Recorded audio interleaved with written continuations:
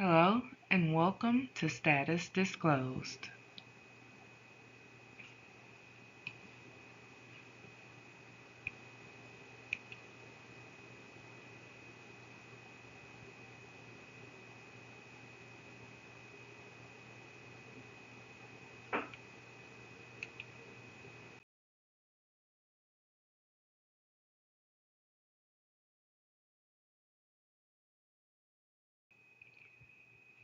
Nothing here is intended to replace the advice of your medical doctor. Here we are tackling the mental game of herpes virus, causing shame and embarrassment, a repeated cycle generation after generation when it's literally unavoidable in this lifetime. Men lie, women lie, but the statistics on HSV don't. Grab some popcorn.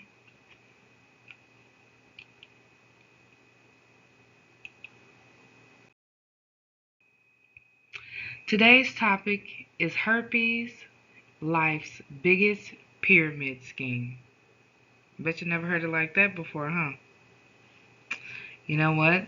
Courtesy of the Holy Spirit, I have to give honor to where this greatness comes from as far as opening the minds of the masses so we can all better cope with things of the world, things we have to deal with every day.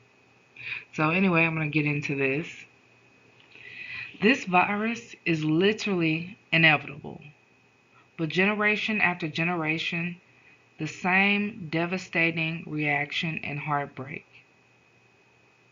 If you just found out you have herpes, you're my case in point. Though I don't know you, I knew at your young age you would be diagnosed with HSV someday in your life before you turn 50 years old. And it's okay. It was inevitable, as I stated before. And if you were one to gossip about someone having HSV before you found out you had it, it may hit a little harder or a little different.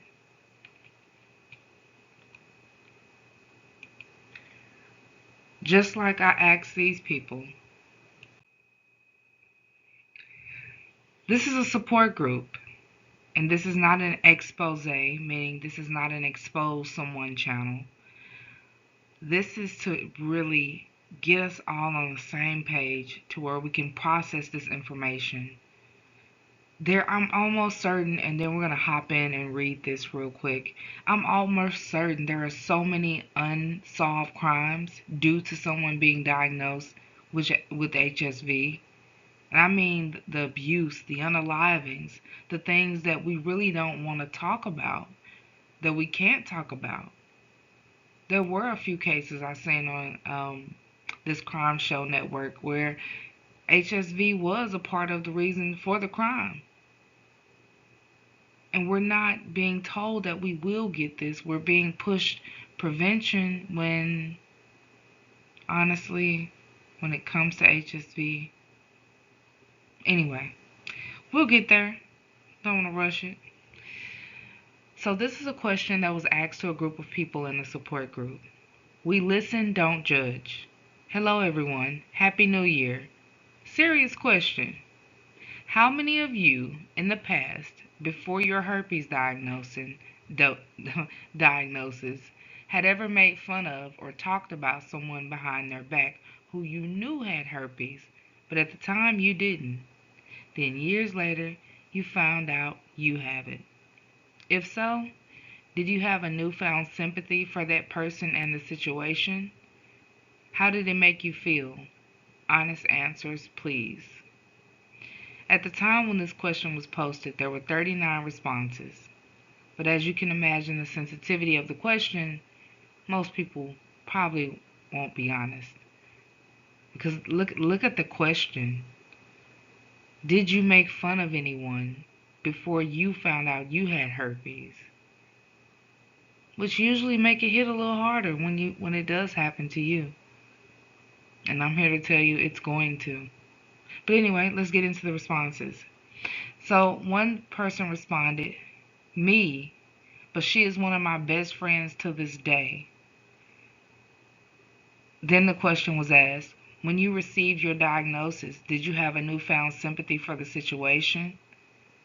Then that person responded, no and yes. But the joke was always made with her, and now we both crack cringy jokes on each other. The response was, love it. This is how it should be. And it should. But when I read this, the issue I had is the fact that you talked about her behind her back before you even received the diagnosis. But I love the fact that they are friends and they can cope with each other with this virus. Now, mind you, it goes dormant in a lot of people's system. I want to put that out there. And again, not to minimize those who suffer chronically. This is not me trying to minimize your suffering, but we're talking about the majority and the mass of people. The mass of people who suffer more psychologically than they do physically from this virus.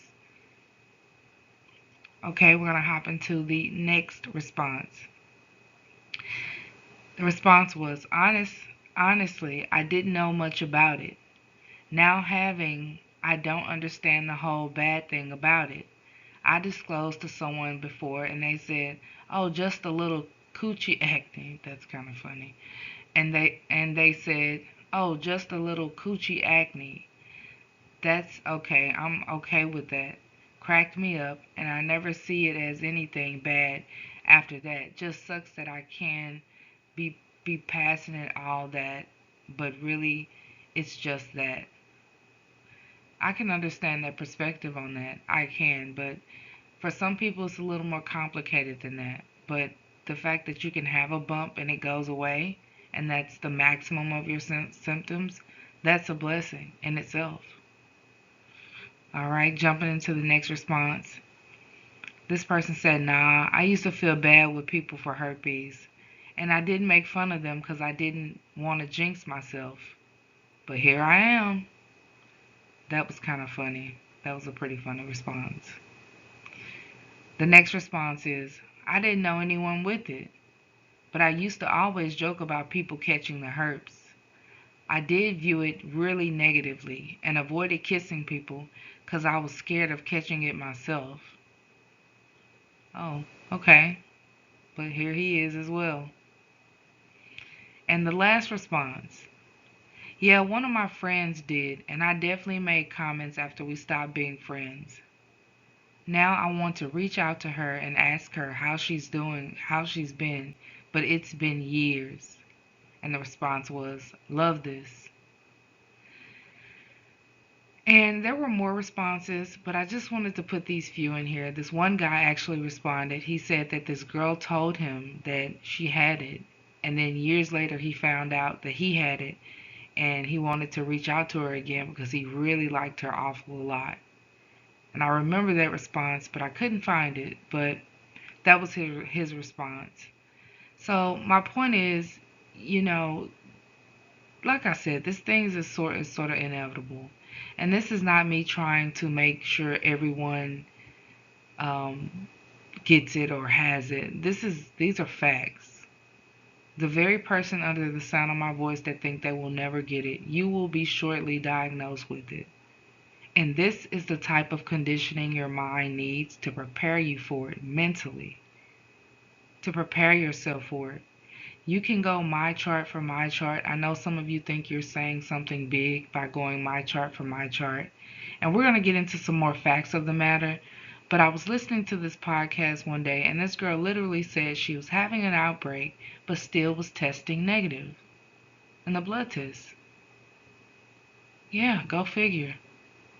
So again, HSV is so different than any other thing. And there's nothing for it but antivirals, and that's if you have symptoms. And I'm not trying to minimize having symptoms or not having symptoms, but that's really what it is. And we do need to get on the same page so we can feel openly talking about it, so we can get eyes on it. And for those who do suffer, so they can get some type of cure.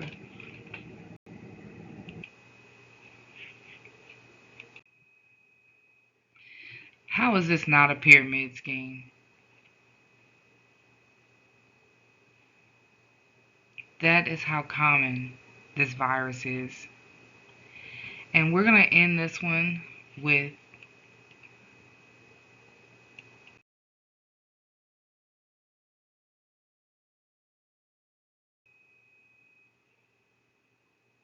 the article from Fred Hutchinson's Cancer Center University about herpes. I'm going to be ending these videos with this information because I think this is so important that we understand, and we need to understand it the way I delivered it in this video that's coming up. This video clip that's coming up about the virus and how the virus works. We need to understand this, people. We're going to prevent so much heartache by letting these kids know it. So, and also I want to say this, maybe there is some prophecy to what our president is doing. I know some of you don't counsel me for saying our president because technically he is. He literally is. So maybe there is some prophecy to President Trump tearing down the school system. And not trying to get off topic here, but we need, it's about time. It's time for a new day. It's time for a change. It's time to start telling us, the people, that you will contract HSV, or at least prepare to contract HSV before you turn 50, before the age of 50. But we can only do that by having the conversation to break the salaciousness that's surrounding HSV.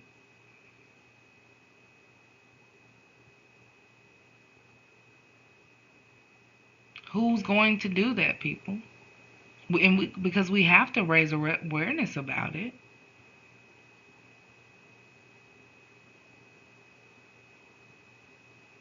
I'll talk about it. But I think it's important for us to understand that this is unavoidable. And I think the sooner our next generation understands that, how much are we intervening?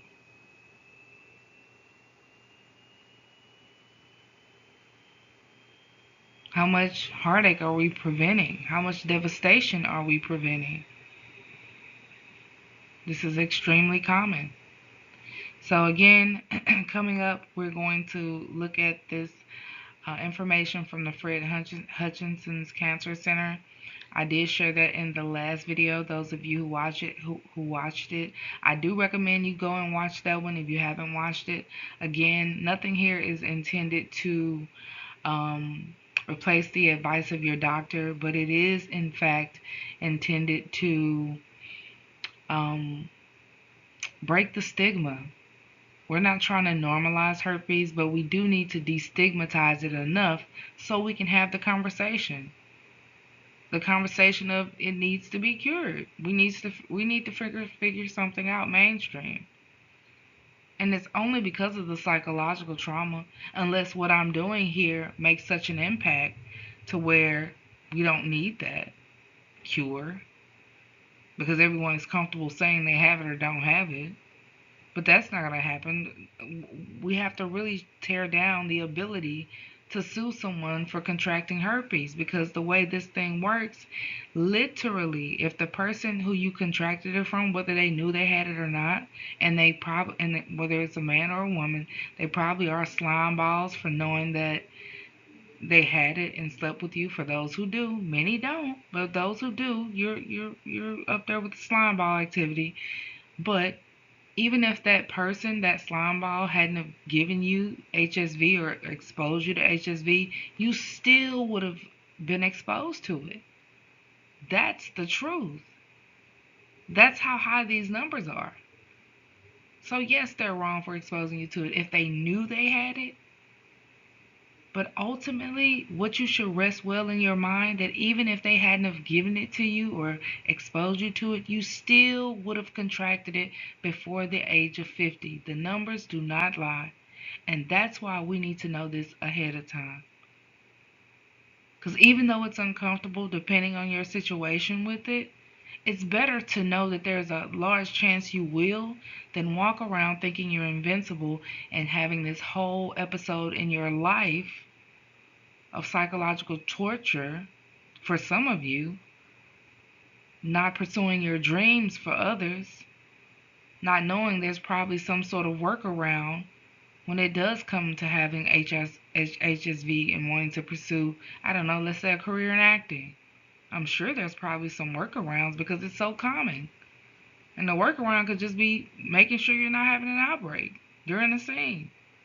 I'm just saying, I don't know. I'm not in the industry. But I'm saying this thing affects deeply the mind more than the body in most people's cases. But anyway, we're going to go ahead and end this video with Fred Hutchinson's The Virus Research, and I will see you in the next one.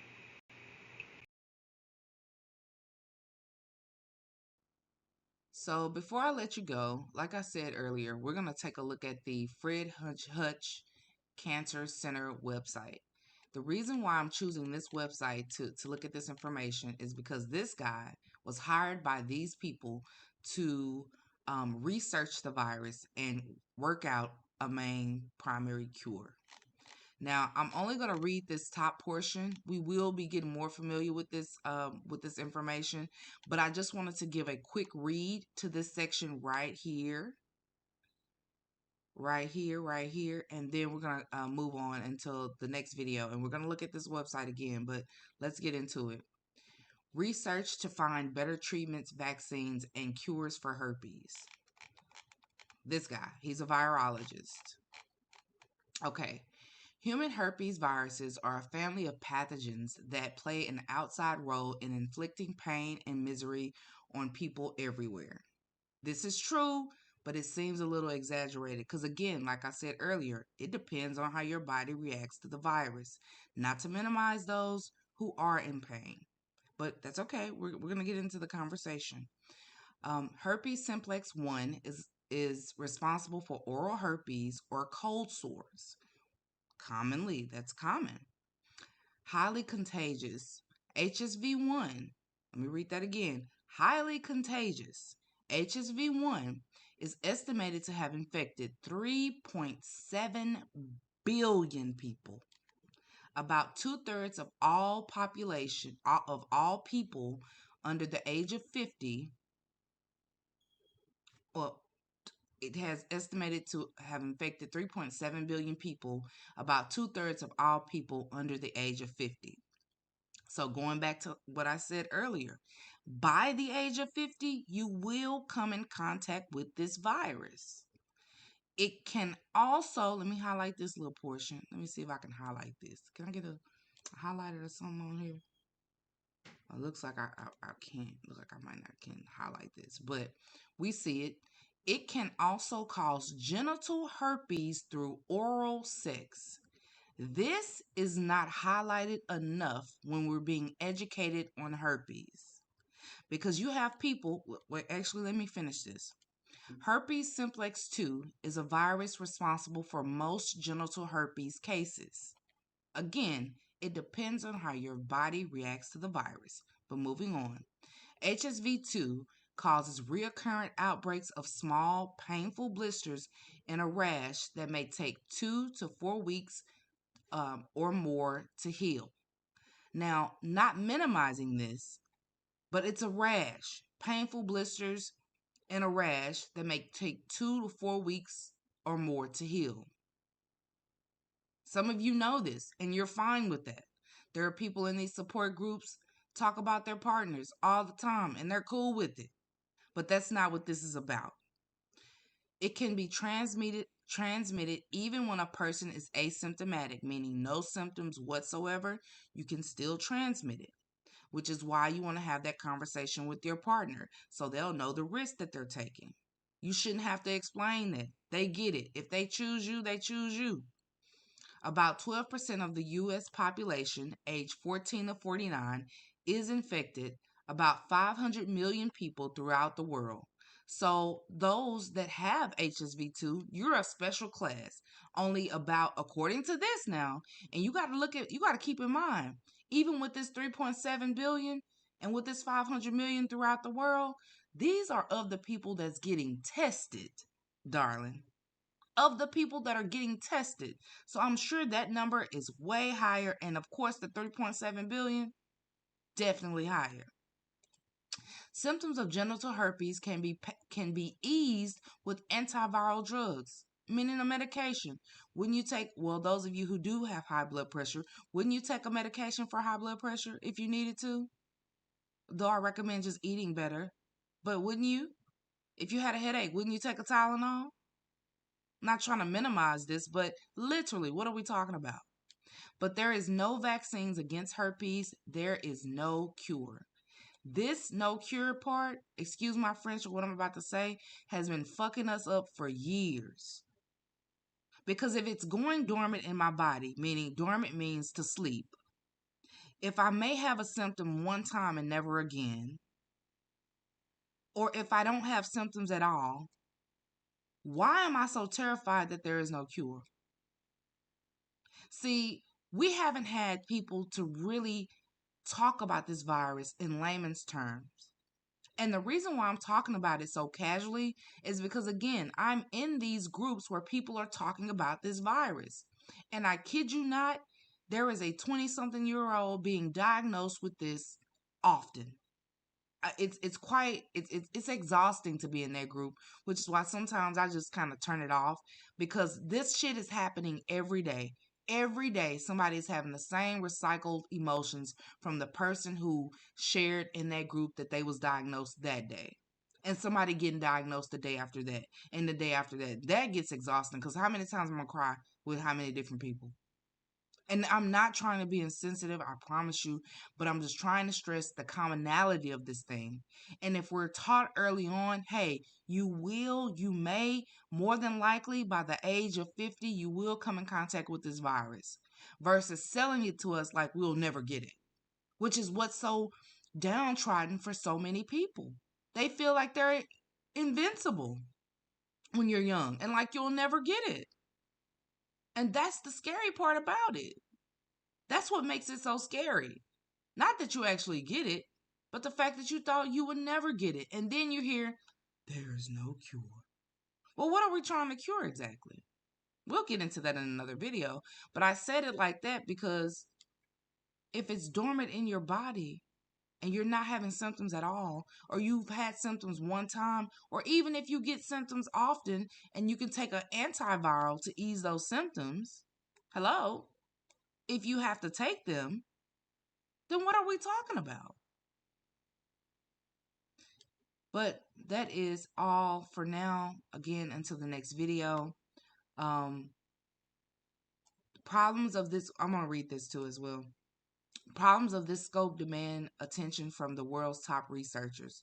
That's why Fred Hutchins scientists with a wealth of expertise in virology have made the study of human herpes virus a priority, which again goes back to why I'm more concerned with what this website says than any other, because they're actually doing the work. All right, until the next one. Talk to you later.